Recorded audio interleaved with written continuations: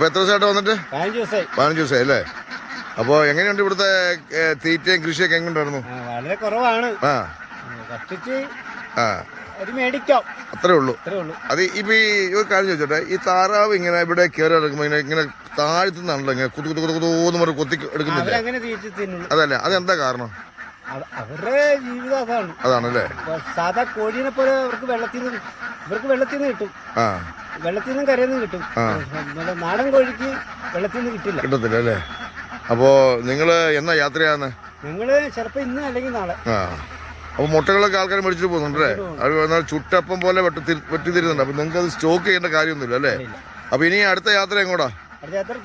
തൃശ്ശൂർ അല്ലേ? അപ്പോൾ സന്തോഷം. നിങ്ങൾ ചേട്ടന്റെ പേരെന്നാ ചോദിച്ചില്ലല്ലോ? രാജു. കണ്ണാ. ഓക്കെ, എന്തായാലും സന്തോഷം. വൈക്കത്തഷ്ടമി അത് പാട്ടൊന്ന് പാടിക്കേ. വൈക്കത്തഷ്ടമി നാളിൽ ഞാനൊരു വഞ്ചിക്കാരിയെ കണ്ട്. എല്ലാവരും പോസ് ചെയ്യട്ടോ. ഇപ്പോൾ ഞാനിവിടെ വന്നപ്പോൾ എനിക്ക് വേണ്ടി പോസ് ചെയ്യാണ്, കണ്ടില്ലേ?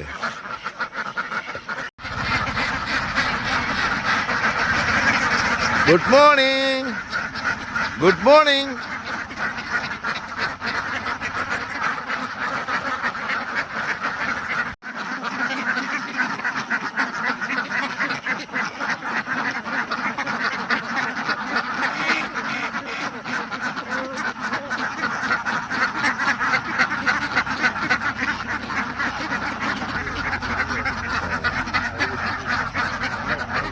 പറഞ്ഞു